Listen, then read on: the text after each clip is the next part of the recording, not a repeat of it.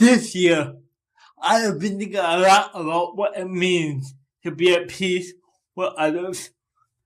Like everyone else, I have less than perfect relationships in my life. The brokenness in this world, the brokenness in myself, causes fractures between me and the people I care deeply about. I believe sin is anything we do that breaks the shalom, that's the peace we have with God, others, or ourselves. Now, I didn't make that definition up, but it's the best definition of sin I've ever heard. Sin divides us, but Jesus offers us a path to restore those broken relationships. In the Sermon on the Mount, Jesus unveils a new way of living. He's like a king giving his inaugural address.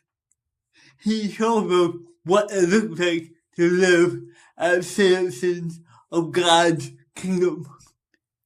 And Jesus' vision is strange for us because God's kingdom runs contrary to how humans normally operate.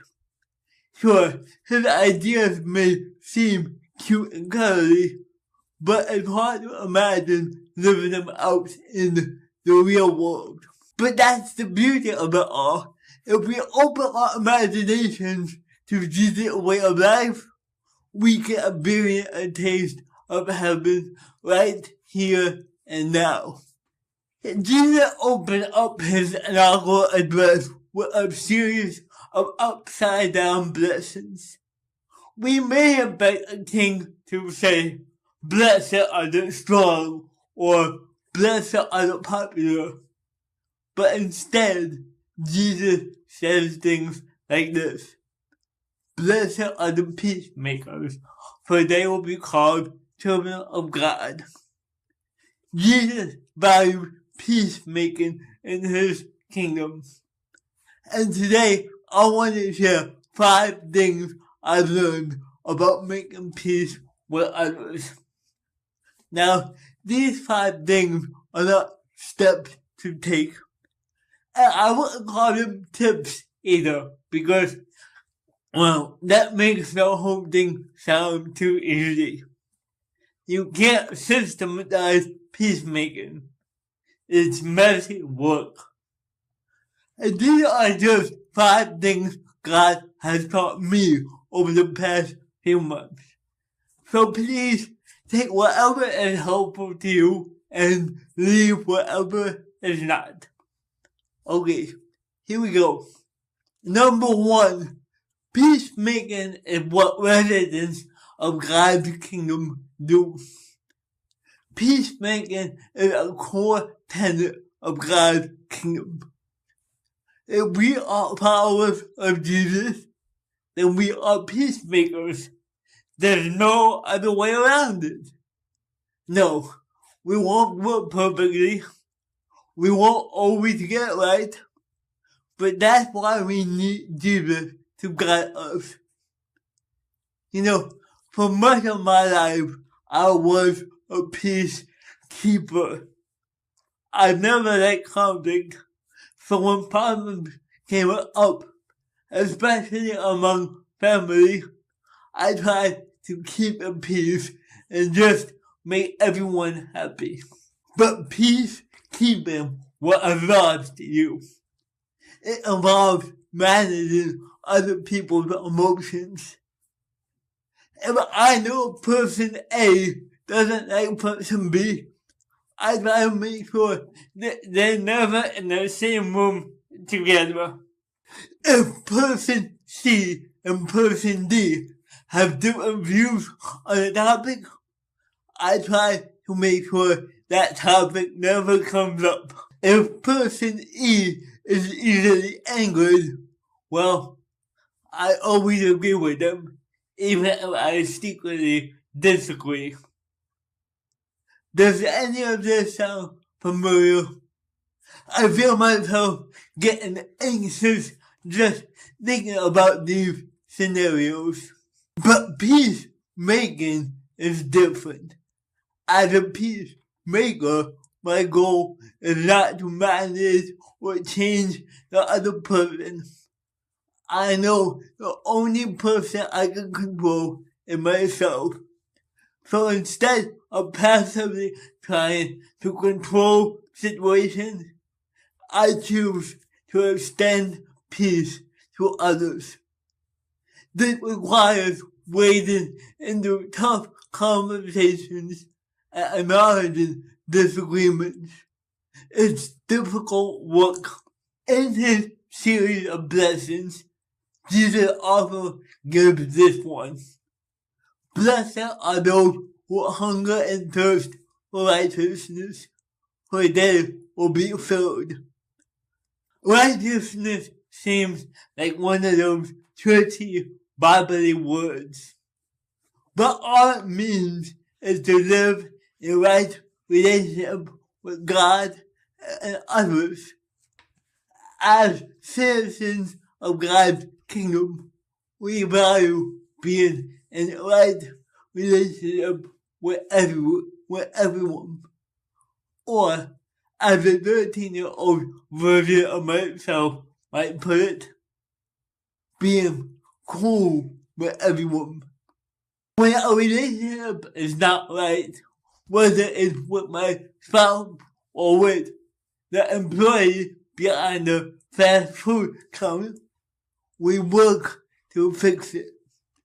But we can't control how the other person responds. It reminds me of Paul's words to the Romans. Do not repay anyone evil for evil. Be careful to do what is right in the eyes of everyone. If it is possible, as far as it depends on you, live at peace with everyone. Romans 12, 17 or 18. Number 2. The other person is messy, broken, and loved by God, like me. Let's get specific. Think of a person you long to make peace with. You may have several people in mind, but start with one. It could be a difficult family member who makes things tense at every family gathering. Or maybe it's a coworker who constantly disrespects you.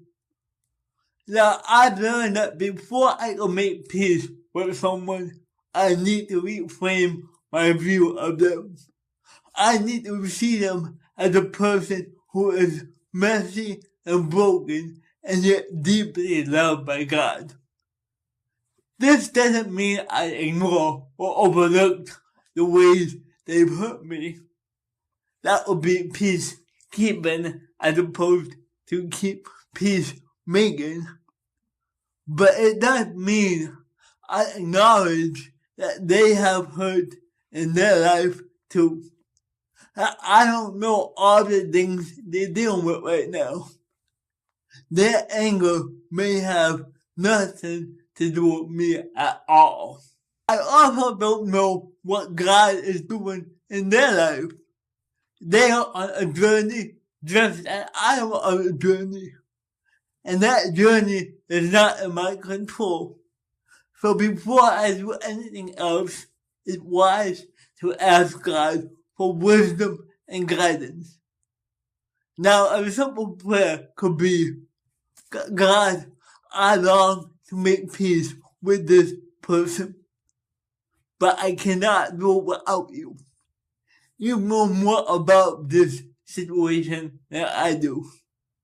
You know what is going on in their life. You know the struggles they are going through. So please guide me as I attempt to make peace with them. Along those same lines, I need to recognize that I am not perfect either. I am a broken person who needs grace every day. But thankfully, I too am deeply loved by God. Peacemaking begins with having compassion for both the other person and ourselves. Number 3, move towards the other person with love and truth. Now, I got this phrase from Tim Tedder, a counselor I saw many years ago, and he always encouraged me to move toward others in love and truth. And recently, I've been reflecting on what good advice this is. Love without truth is a symptom of peacekeeping. We don't want to rock the boat, so we hold in how we feel to keep a peace. But truth without love, that also finds its roots in peacekeeping. How? Well, when we hold in our true feelings long enough, we begin to grow resentful. And one day, the cauldron bubbles over and we spew out words that may be true, but are also filled with rage. The other person is taken aback by this. They had no idea we felt like this for so long. Recently, I was in a situation where I needed to move toward another person in love and truth. They had said some things that I didn't agree with. And if I tried to ignore it, I knew resentment would build in me and it would hurt our relationship. So I decided to be a peacemaker. And it wasn't easy. It took me out of my comfort zone. I even started the conversation with, hey, it's hard for me to say this, but I've been trying to move toward others in love and truth. In the end, the conversation made our relationship stronger. Number 4, be bold, be specific. As I tried to move toward people in love and truth, I realized I can't expect them to read my mind. I need to be specific about what I want. And that means I need to know what I want. This will entirely depend on the situation, but it's worth thinking about before reaching out to the other person. Are you seeking forgiveness from someone? Then when you reach out to them, apologize and ask for forgiveness. Or maybe you have been hurt by someone. Part of moving toward others in love and truth is being honest about your feelings, the truth part, while also not thinking the worst of the other person, the love part. So imagine your cousin says some mean thing about you at Uncle Pete's birthday party. You haven't talked since.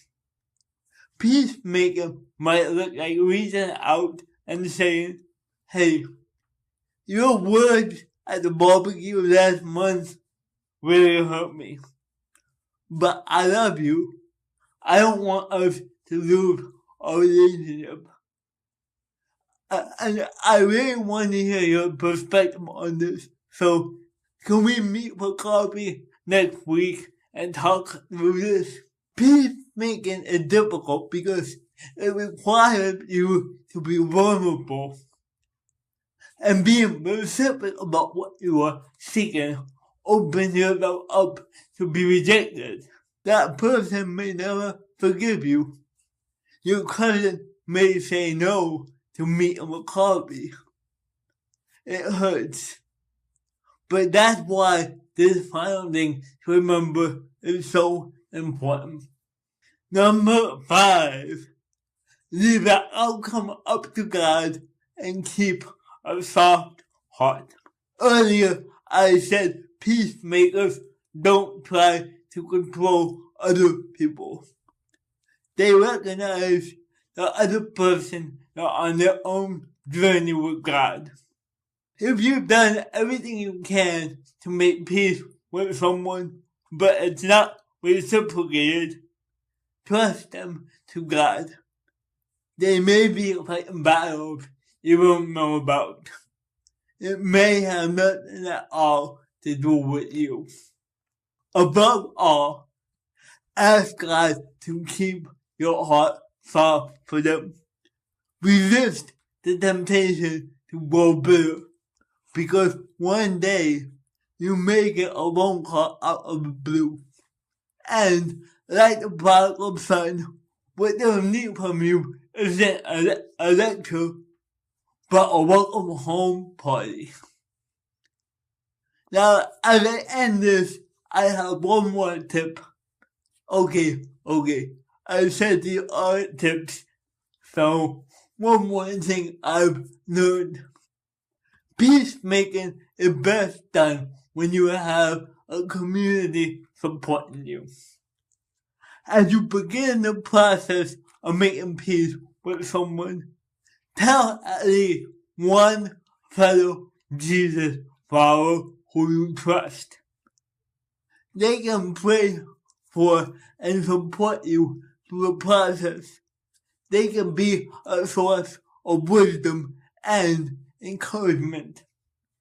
They can remind you that God loves you no matter the outcome. And there's peace in knowing that.